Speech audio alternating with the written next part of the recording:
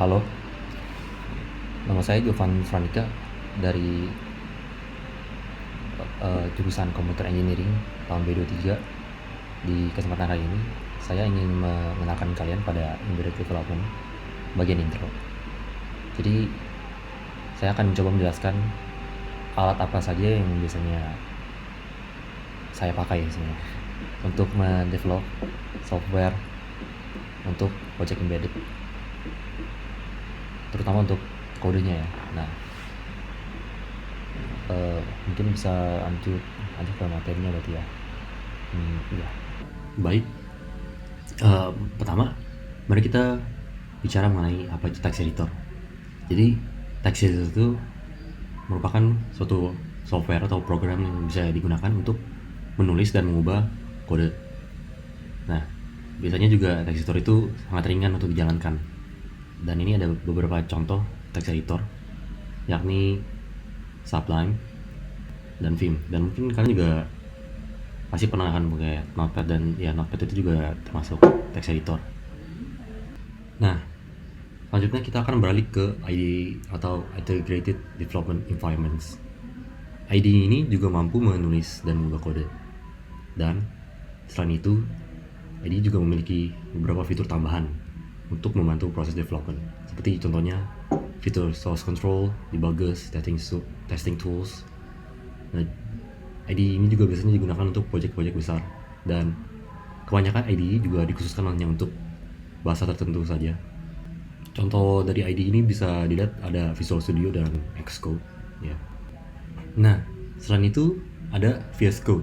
Nah, VS Code ini merupakan code editor dengan beberapa fitur tambahan dan extension, sehingga para penggunanya itu mampu meng-customize dan memilih fitur tambahan apa saja yang dia inginkan. Nah, untuk kasus di seri video ini, kita akan menambah extension platform I/O, tapi nanti kita akan bahas lebih lanjut di slide selanjutnya. Nah, untuk selanjutnya saya akan membantu kalian untuk instalasi VS Code pada Windows. Untuk ketika perekaman video ini, VS Code sedang berada pada versi 1.58. Jadi mungkin ketika kalian sedang ingin mencobanya, bisa aja versinya berbeda. Nah, kita bisa langsung aja ngomong ke yang instalasi pada Windows. Pertama, tentu saja ini harusnya straightforward untuk beberapa orang. Jadi ada ya opsi begini. Pertama, kalian buka browser dulu, lalu kalian ke search engine kalian, biasanya Google, lalu kalian ketik VS Code download gitu.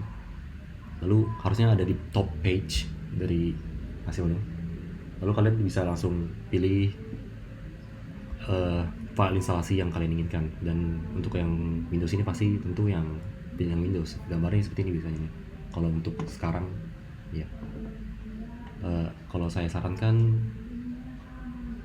ya yang pencet ya, sebenarnya pencetinnya aja langsung sih ya. Selanjutnya ini ada opsi kedua yang mungkin kalian beberapa bisa consider. Jadi kita akan menggunakan Chocolate, sebuah software manager pada Windows.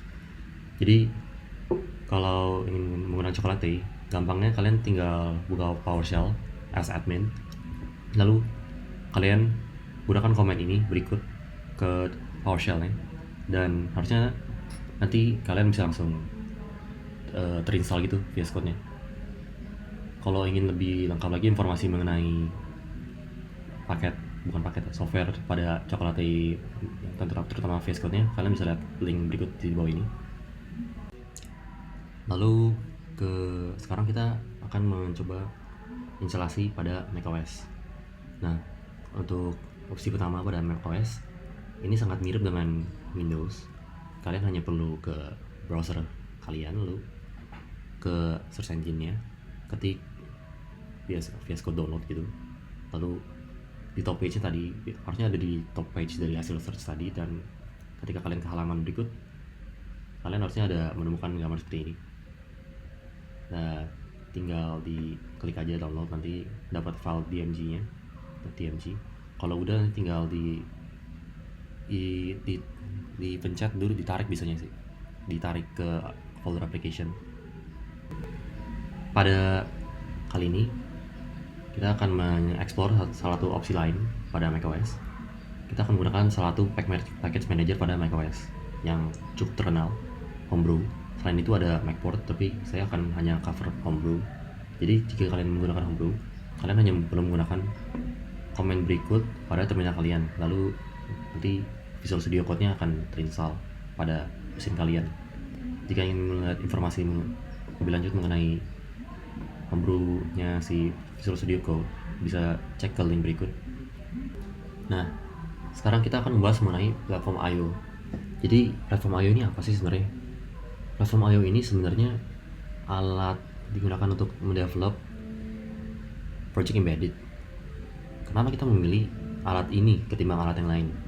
Karena menurut pengalaman saya dari sejauh ini ya, platform I/O ini menurut saya tuh lebih lengkap fitur-fiturnya ketimbang alat-alat untuk develop project embedded yang lain. Karena secara dari awal dia tuh sudah cross platform, cross architecture, lalu dia juga support beberapa framework. Jadi kalau kalian misal contohnya pengen develop project Arduino, bisa, project ESP IDF bisa. Pokoknya dia lebih banyak opsi lah daripada beberapa tools yang saya tahu. Nah, pada VS Code kita bisa menginstal platform I/O extension IDE dengan ke bagian extensionnya VS Code. Kalau di saya gambar seperti kayak gini, kayak Tetris kotak gitu ya. Di sini nanti kalian ketik aja platform I/O, nanti harusnya muncul paling atas dia. Tinggal diinstal aja. Harusnya ini lambangnya install, karena saya udah install jadi lambangnya jadi uninstall. Terus nanti ya install aja pokoknya sih. Kalau di sini saya keadaannya lagi disable, jadi tulisannya enable, harusnya nggak gini sih ya. Nah, jika kalian ingin membuat project platform I/O dengan pada VS Code, kalian ke bagian ini nih, ke kiri biasanya nanti ada kayak icon alien gini. Ini platform I/O punya. Nanti keluar tabnya platform I/O, kalian tinggal klik yang new project, lalu tinggal isi aja nama project kalian, lalu pilih boardnya, dan ini ada 1061. Biasanya sih kalau kalian nyari sih awal-awal pilihnya Arduino Uno biasanya, tidak apa-apa.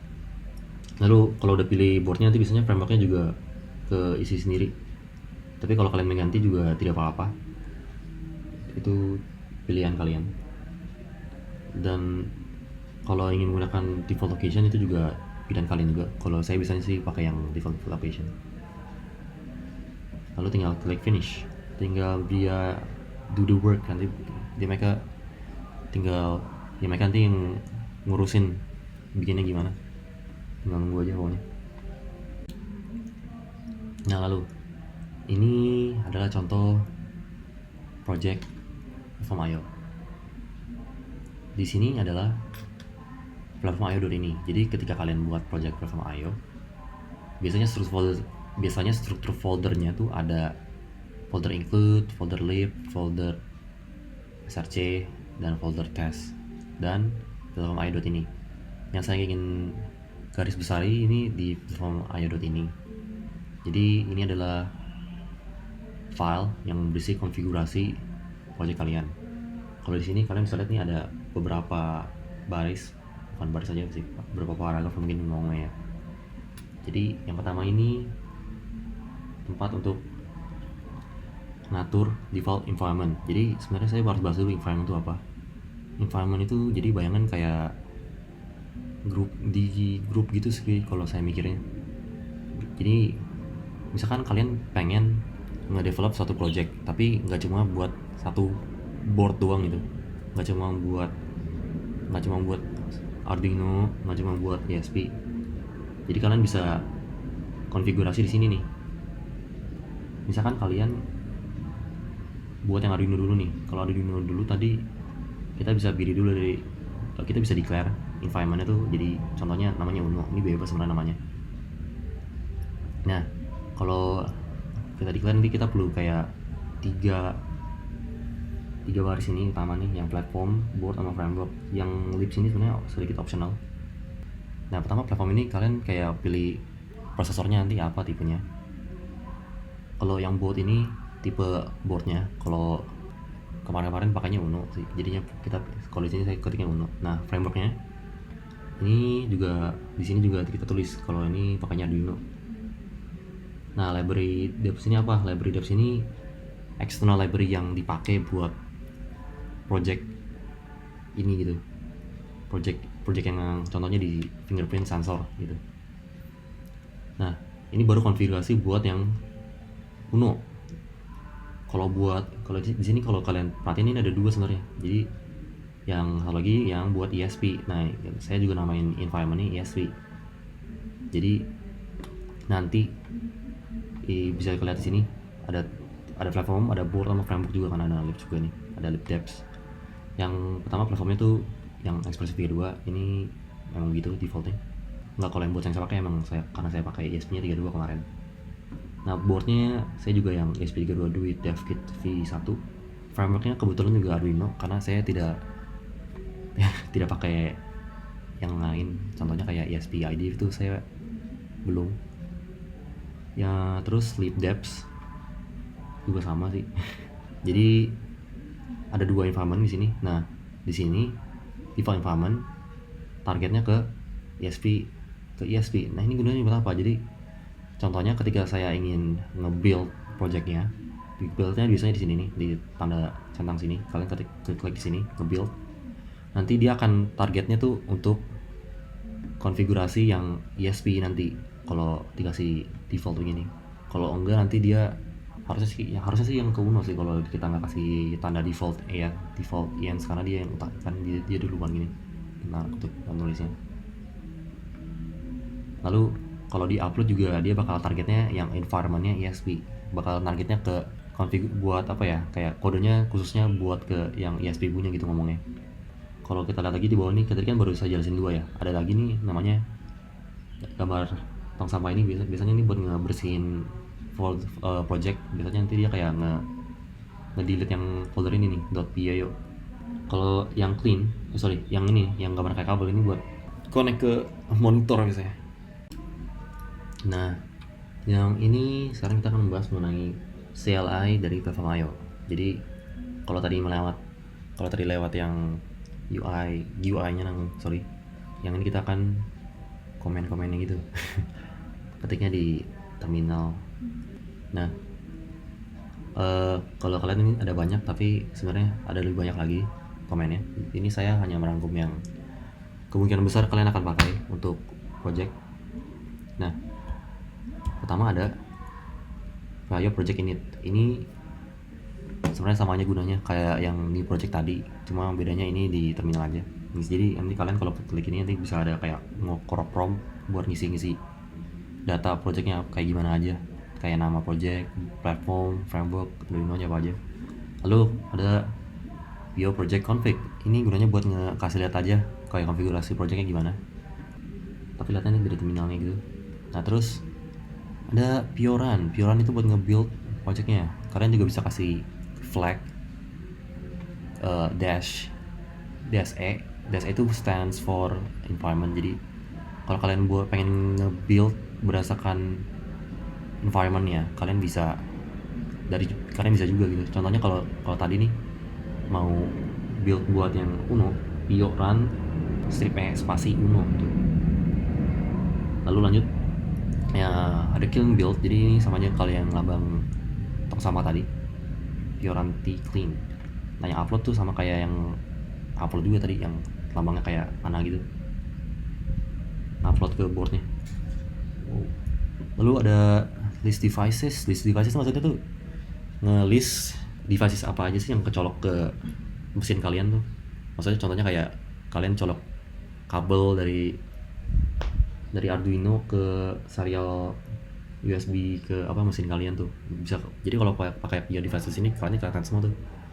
Nggak cuma itu aja sih, nggak cuma micron doang, USB juga bisa kelihatan. Ya contohnya itu aja kali ya. Terus lalu yang monitor nih nanti biasanya terhubung ke monitor. Biasanya ini hubungnya ke serial monitor. Jadi kalau kalian colok micron kalian ke serial USB port si mesin kalian ketik Pio device monitor, biasanya sih langsung connect ke micron kalian nanti. Nah, selanjutnya kita akan ke CLI part 2. Nah, ini ada 4 komen lagi dan ini saya yakin juga sangat guna.